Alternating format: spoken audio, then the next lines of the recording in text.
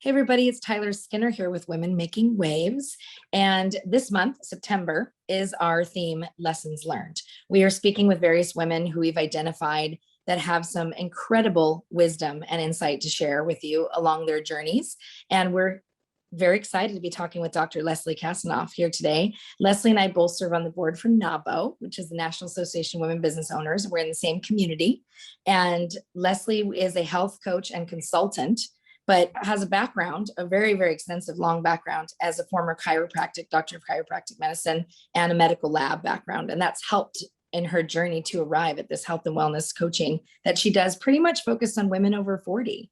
So Leslie, thank you so much for being here today and welcome to this Lessons Learned. What lessons do you have for us that you'd like to share with our platform? Well, I noticed your kitty in the background. She's always there. That's good. Um, well, you know, I tend to the lessons that I've learned, I tend to concentrate on the healthcare aspect of things because that's been my career, and I've also had my own challenges.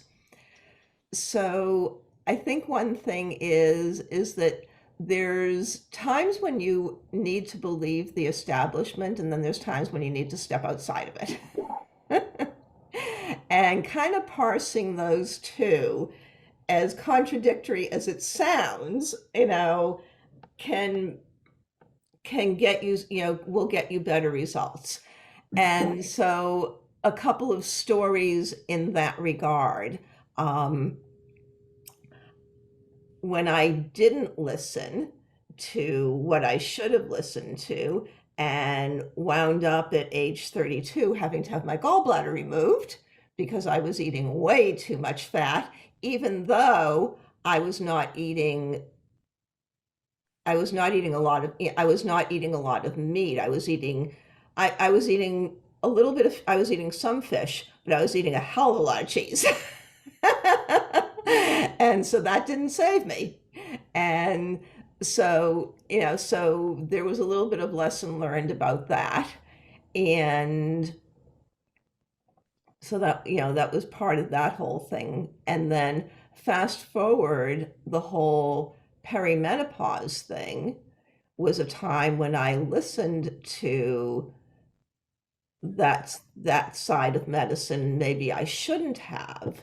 So I ended up going on bioidentical hormones because the clinician that I was seeing at the time, colleague of mine, um, basically said, it would be a quote unquote safer way to do that because I was having some pretty horrendous symptoms. And they got rid of the symptoms okay, but I also gained 20 pounds in 2 months. And so then I backed off of them and did my research, and lo and behold, found that I could balance my hormones through diet and lifestyle, which is a lot of what I teach today, and not need artificial hormones because when you think about it, our bodies were designed to continue to evolve as they age. So if you can, so those hormones are only supposed to be there for a certain limited period of time. And the other thing that I found out when I went down the tunnel about that was that those bioidenticals aren't as safe as we were led to believe that they are. So, That's a tough lesson learned. I mean, that's yeah, something that yeah, it's trusting your body, right? Is what I'm right, hearing, trusting your body, trusting what you know, and then trusting what's being told to you or what medical research or what's out there in the world, and, mhm, being kind of given to you as far as fact and taking those two yeah. things and combining them. So for your journey, how has it been as far as working with clients and some of the things you've done along the way? What have you seen was there anything that stood out to you that was a complete shift where you saw, I mean, obviously for yourself, Yeah. but as you've gotten into this work with other women, what have you seen as transformation or growth or shifting in a big way when it comes to their health and well-being?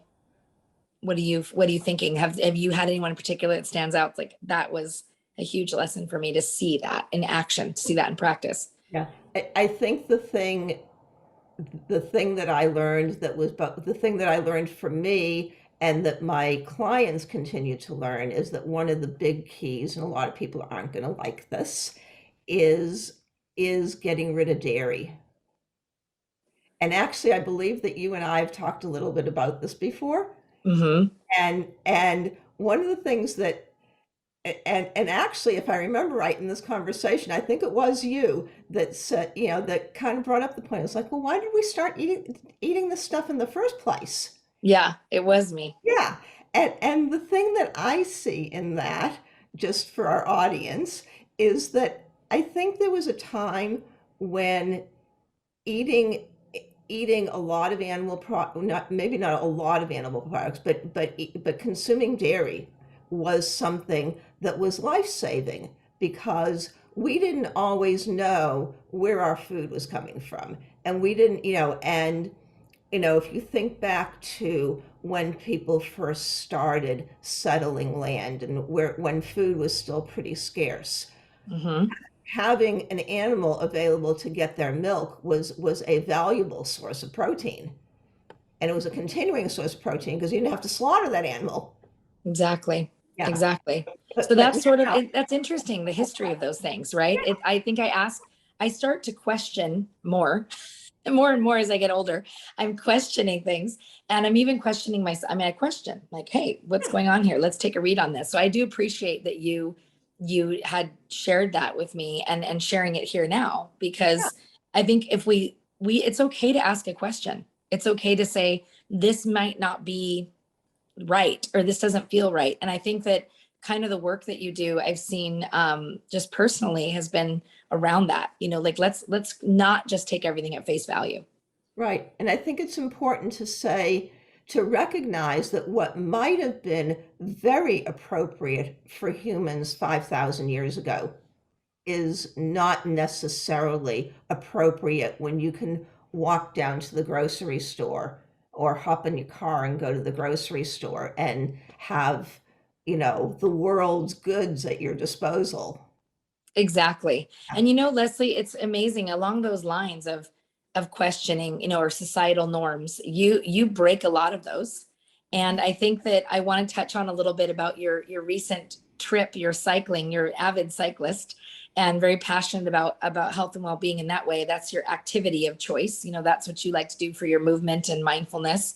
And so what is cycling done in that sense, where your mind body connection? Because I know we've touched on that a little bit, but you are like, I'm going for it. I'm society's telling me that I should maybe sit home, or maybe I'm not of a working age anymore or something like that. But no, I am going to go out there and Yeah. run my own business, and I'm going to go cycle and around the country. Well, actually internationally, that's what you did.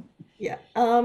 Actually, no, I haven't done an international trip. Oh, it was country. It was cross country. Yeah. Sorry. You're Yeah. right. It was, yeah, I was unable to do my international trip. I had a long European tour planned for 2020, and we all know where any 2020 travels went to. That's right. That was what was on my mind as you were Yeah, planning that trip. That's yeah. right. But no, this past summer I did a little bit over 600 miles in Colorado, Utah, and Montana. And basically, the story behind that is, I decided after 2020 got screwed up the way that it did, and it didn't look like I was going this year either, that I was going to do something within country. And, it's like, how do you choose? Looking around, how do you choose? So the way I made that choice was that I looked at, well, who do I want to go see? And so, as it happens, my best friend lives in Pueblo, Colorado, and her mom lives about 400 miles away from her in Utah. And then I have a cousin that lives about 100 miles away from her in just outside of Salt Lake City in Park City. So I weaved that trip together as, part of the bicycle trip. And then I said, okay, well, I can't be that close to Glacier and not do Going to the Sun Road, which was always on my bucket list. So I weaved this trip together where I did a one-way car rental to Pueblo. I Wow. did, then I rode my bike from Pueblo to Salt Lake City. And then I did another one-way car rental to Whitefish, Montana, and did 4 days in Glacier, Amazing. and then I took the train home. Yeah, yeah, after that, you're like, okay, Yeah. I've done it. But just the fact that you did it, you planned it, you mapped it out, you did it, and you made that happen for yourself because it's important Yeah. to you. And Yeah. I think that was there anything in particular that you learned along that trip about yourself? Was there something that stood out where you went, wow, I didn't really know that about myself? I think it was more just confirmation that about there, it's really hard to explain, but there is nothing like trudging up a mountainside with everything that you need to survive on your bicycle and getting to the top of the hill and saying, holy crap. If I can do this at 64 years old,